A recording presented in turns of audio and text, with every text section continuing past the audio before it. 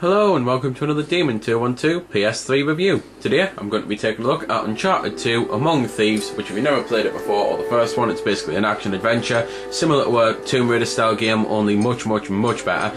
At the start you've got quite a few things that you can do.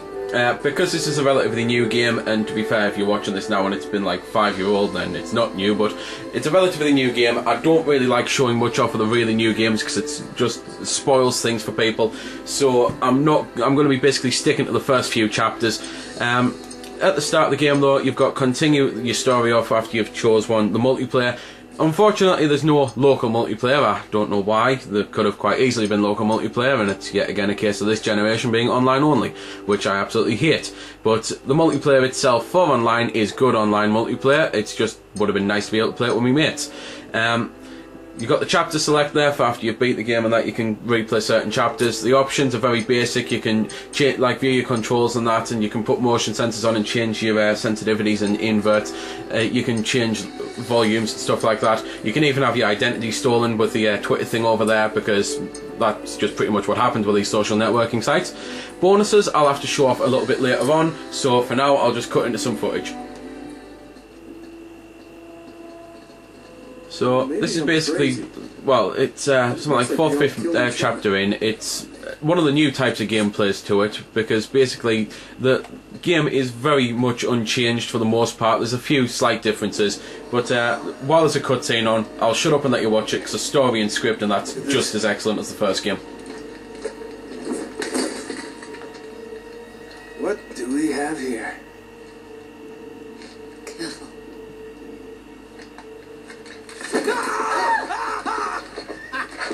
Almighty. Just kidding. Nate, you're gonna give me a goddamn heart attack.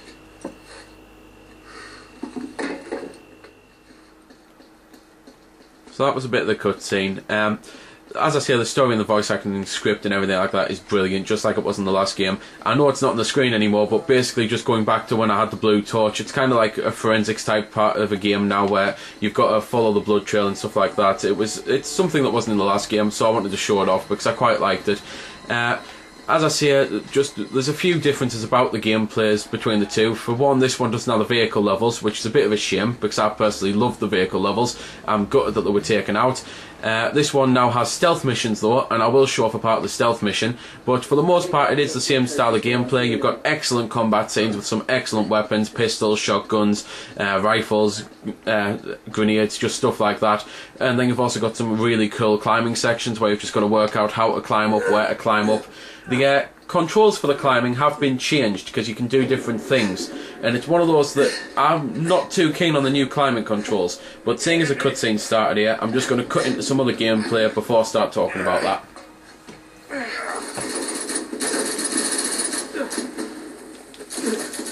So, as I was saying about the controls, while I'm fighting, I might as well mention them first. The fighting controls in the game have been much improved. The fighting sections and everything are just absolutely brilliant.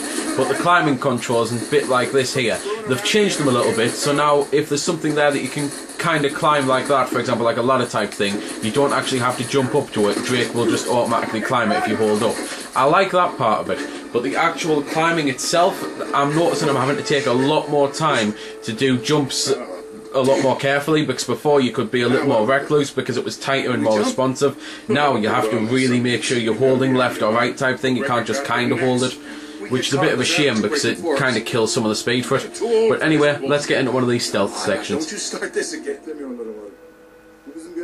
this is basically one of the stealth sections. I've got to make sure not to get spotted, and I've got a tranquilizer gun to help out with that, and thankfully the AI on the computer over there is going to help me out as well. So it's one of those that when you're shooting two people, if one of them all of a sudden goes unconscious, the other's going to spot it, so that's why the AI's there. However, he does still take a little while to actually shoot them, so it's almost as if they'd still spot anyway. There's other stealth sections as well where you don't have these guns or anything like that. You just have to basically not get spotted, and you have to try and knock people out. You can still cover and do the covering system and that, and there's now stealth actions you can do from the covering system as well. So for example, if there's someone standing right beside the pillar that you're covering, then you can just push a button, reach around, grab hold of them and knock them out. Or if you're hanging from a ledge and someone comes up and is right in front of you, you can jump up, grab hold of them and pull them over the edge. So there's some cool actions like that that to do. But the actual stealth missions themselves, I don't really like that much because I've never been a fan of stealth.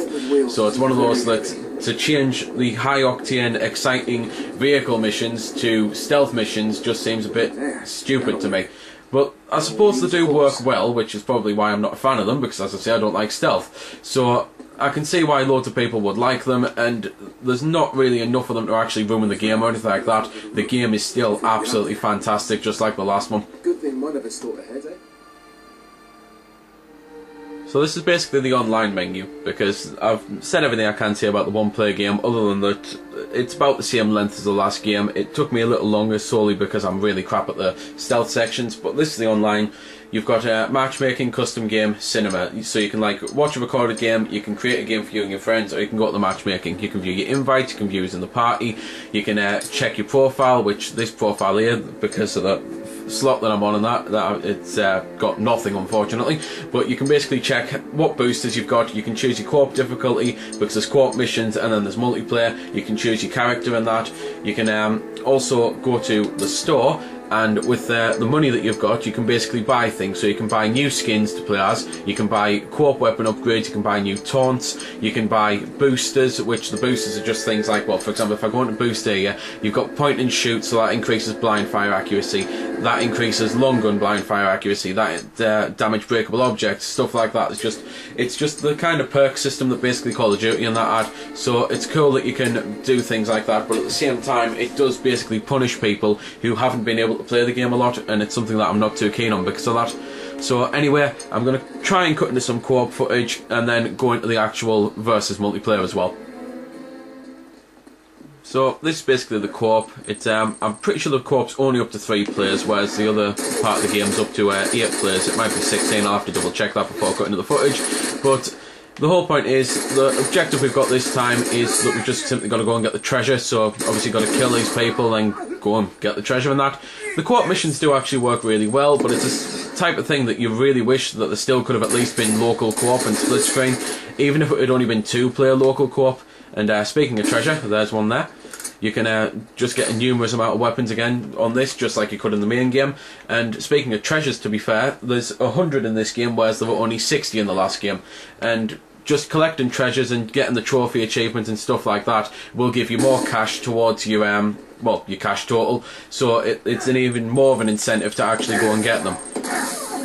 And every now and then you can be playing online with a complete and utter prick, as you can see. So I think now's a good time to leave this and go into some verses. So this is basically the online deathmatch. I don't know if you noticed, the reason I cut out of the co-op was the type of thing that I don't like about the online only modes, and the reason why I'd quite like to have seen some local co-op.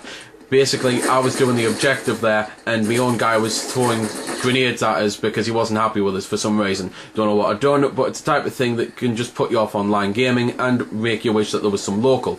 But when the online gaming does actually work, it is really good. You've got loads of modes to play. You've got the co-op, for example, you've got Deathmatch, you've got King of the Hill, you've got Survival, Gold Rush, stuff like that. So there's plenty of modes to play. There's tons of weapons, just like from the main game, that you can use and that.